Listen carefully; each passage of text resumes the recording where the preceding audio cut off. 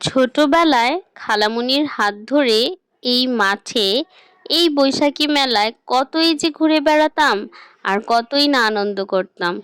সময় কতটা পার হয়ে যায় তাই না? আজ সেই একই মেলা, একই মাঠ, অথচ আমার হাত ধরে এসেছে আমার মেয়ে। মেয়েকে নিয়ে এসেছি আজকে বৈশাখী মেলায়। কত বছর পর যে ফিরে এলো এই বৈশাখী মেলা, ভাবতেই কেমন জানি পুরোনো দিনের স্মৃতিতে ফিরে যাচ্ছিলাম বারবার। নিজের ছোটবেলার কথা বারবার মনে পড়ছিল। আজকে ভিডিওতে থাকছে বৈশাখী মেলার পুরো আয়োজন। অনেক বছর পর এই ধূপখোলা মাঠে মেলা বসেছে। আমরা যারা পুরান ঢাকাতে থাকি তারা অবশ্যই চিনতে পারবেন, ধূপখোলা মাঠে এই বৈশাখী মেলা প্রায় অনেক বছর পর বসলো। এবারের বৈশাখটা সবাই খুবই আনন্দে মেতে উঠেছে। আমাদের যেহেতু বৈশাখের দিন মেলায় যাওয়া হয়নি, তো বাসার কাছে যেহেতু এই ধূপখোলা মাঠ, তাই চিন্তা করলাম মেয়েকে একটু মেলায় নিয়ে ঘুরিয়ে আসি। তো যেই বলা সেই কাজ, মেলায় ঢুকতে ঢুকতেই দেখলাম এই আপুগুলো সুন্দর করে গালের মধ্যে বৈশাখীর আঁকাগুলো আঁকছে। ছোটবেলায় দুই বোন যখন মেলায় যেতাম খালামণির হাত ধরে, তখন আমরা এরকম হাতে গালে শুভ নববর্ষ লিখতাম। তো ভাবলাম যে ছোটবেলা যেহেতু আমরা এরকম লিখতাম, কেন না আমার মেয়েকে একটু সেই ফিলটা দেই। আমার মেয়েও তো বড় হয়ে বলতে পারবে যে মাও আমাকে এরকম আঁকানিটা আঁকিয়েছিল। আসলে ছোটবেলার কথাগুলো বারবার মনে পড়ছিল। চিন্তা করছিলাম এই মেলায় আসতাম নিজে ছোট হয়ে, আজকে মেয়েকে করে মেলায় আসলাম। দিন কত বদলে যায় তাই না? একটা সময় আমি এরকম ছোট্ট বাচ্চা ছিলাম, আর এখন আমি আমার নিজের মেয়েকে নিয়ে মেলায় আসলাম। তো ওর গালে যখন আপুগুলো এঁকে দিচ্ছিল খুবই ভালো লাগছিল, আর নিজের কথাগুলো খুব মনে পড়ছিল। ছোটবেলায় আমরা এরকম আঁকতাম, হাত ধরে খালামণির সাথে মেলায় আসতাম। তো আমার মেয়ের জন্য এই জিনিসগুলো খুবই নতুন আর ফার্স্ট এক্সপেরিয়েন্স ছিল। আমার মেয়ে তো খুবই খুশি হচ্ছিল। আর ভেতরে ঢুকতে ঢুকতেই চোখে পড়ল নাগরদোলা। মেলার মধ্যে নাগরদোলা না হলে হয় নাকি? কিন্তু কি জানি, আমি না কখনোই নাগরদোলা উঠিনি। আমার দেখলেই ভয় লাগে আর মাথাটা কেমন জানি ঝিমঝিম করে। আর মেলার মূল আকর্ষণই হচ্ছে এই নাগরদোলা। তো দেখতে দেখতে ঢুকতে ঢুকতে কত কিছুই চোখে পড়েছে। আচার, নিমকি, এই যে জিলাপির প্যাচ, এই যে নিমকি, আর এই যে চুড়ি। চুড়ি না হলে কি হয় নাকি? মেলায় তো মেয়েদের সবচেয়ে বড় আকর্ষণ হচ্ছে এই চুড়ি। হরেক রকমের কাচের চুড়ি, বেনারসি চুড়ি, আরও কত কত ডিজাইন। তো দেখলাম এই ভাইয়াটা হোমমেড কিছু কেক নিয়েও বসেছে। এই মাঠটা কিন্তু অনেক বড় ছিল। ছোটবেলায় যখন এই মাঠে আসতাম তখন কিন্তু এই পুরো মাঠ জুড়ে মেলা বসতো। আরও অনেক বড় করে মেলা বসতো। এখন যেহেতু মাঠটাকে নতুন করে সংস্করণ করা হয়েছে, তাই পুরো মাঠ তো আর হয়নি, কিন্তু মাঠের বেশ কিছু অংশ জুড়ে এই মেলাটা বসেছে। মেলাটা চলবে 18 এপ্রিল পর্যন্ত। বৈশাখের আগে থেকে শুরু হয়েছে। আমার আসলে বাসার সামনে হওয়া সত্ত্বেও যাওয়া হয়নি। তো শেষ বেলায় মেলায় যাওয়া হলো। তো শুনলাম যে 18 তারিখ পর্যন্তই নাকি মেলার শেষ সময়। তো দেখলাম ভালো কিছুই বসেছে।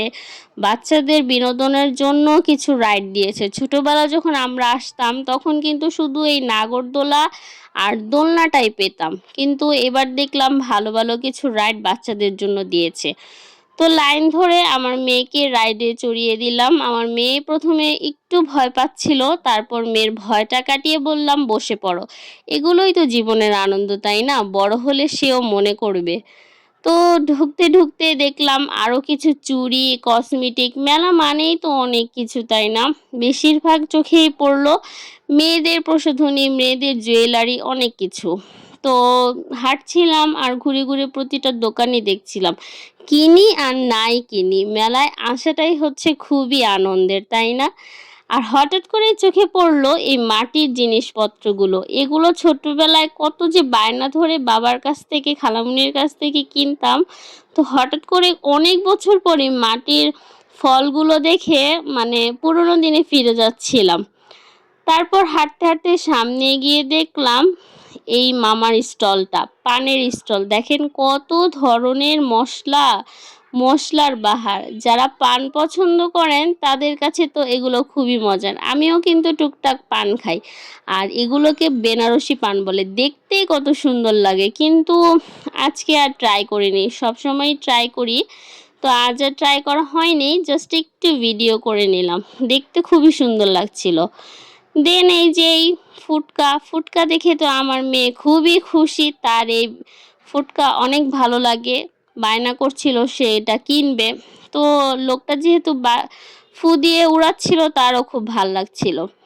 তো ঘুরে ঘুরে দেখলাম বেশিরভাগ কিছুই বাচ্চাদের। আর মেলা মানেই তো বাচ্চাদের আনন্দ, তাই না? বাচ্চাদের খেলনার বাহারের শেষ নেই। অনেক ধরনের খেলনা ছিল। তো ঘুরে ঘুরে সবই দেখছিলাম। আর অনেক ধরনের স্টল দিয়েছে, মানে কি নেই বলা যায়, সব ধরনের জিনিস নিয়ে বসেছে।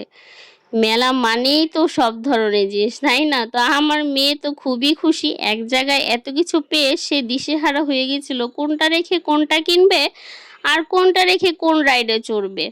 তা আমি বললাম আজকেরই তো দিন, খুশি মতো থাকো।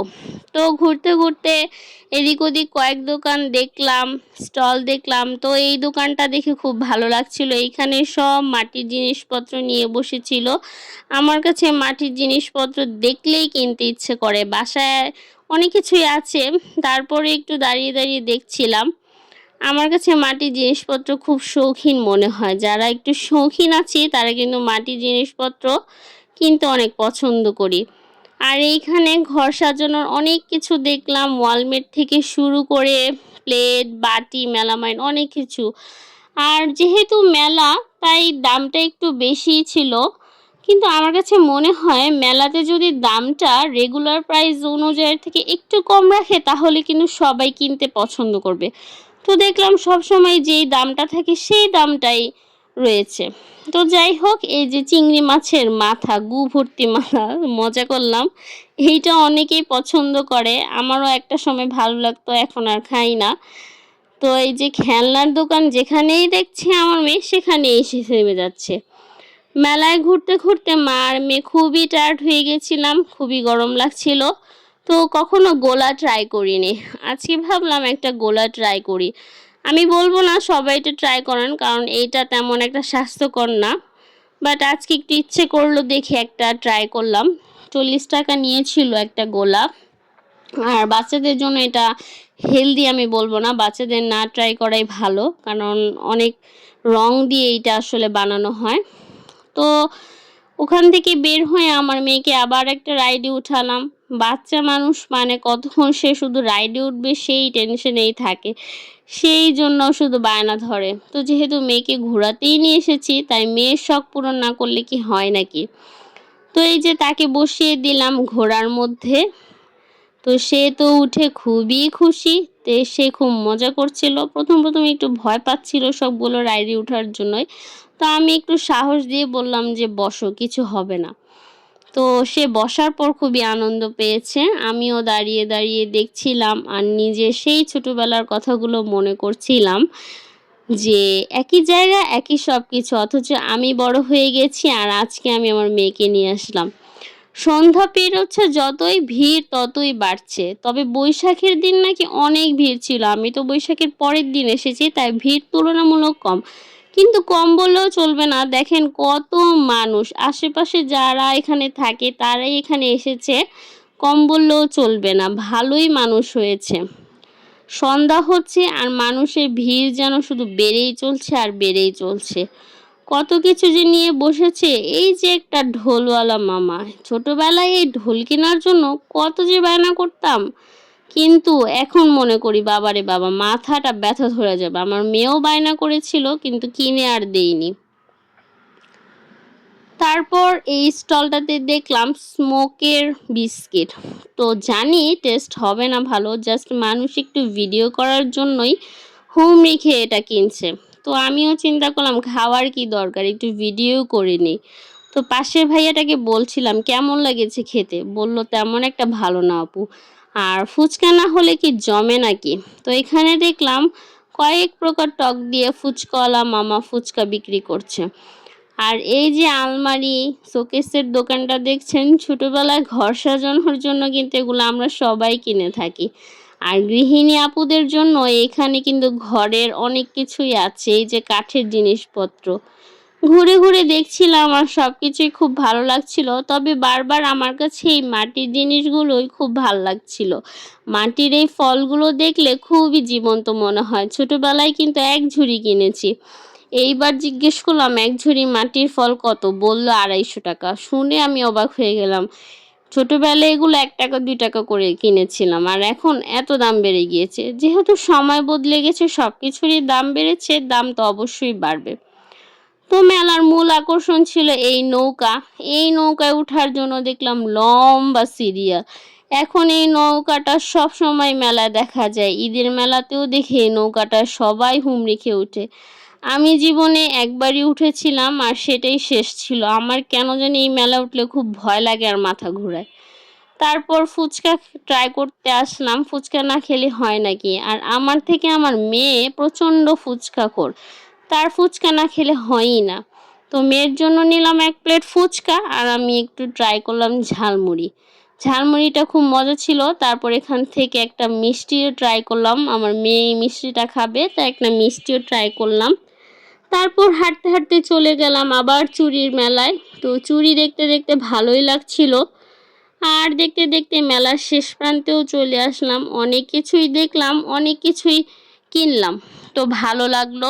আবার হয়তো সামনের বছর মেলা বসবে, আবার হয়তো যাওয়া হবে। তো কে কে এখনো মেলায় যাননি কমেন্ট করবেন। আর এখনো যারা যাননি, যারা ধূপগুলোর আশেপাশে আছেন, তারা যেতে পারেন। 18 তারিখ পর্যন্ত এই মেলা থাকবে, চাইলে আপনারা যেতে পারেন। তো ভিডিওটা ভালো লাগলে অবশ্যই লাইক কমেন্ট করবেন। আল্লাহ হাফিজ।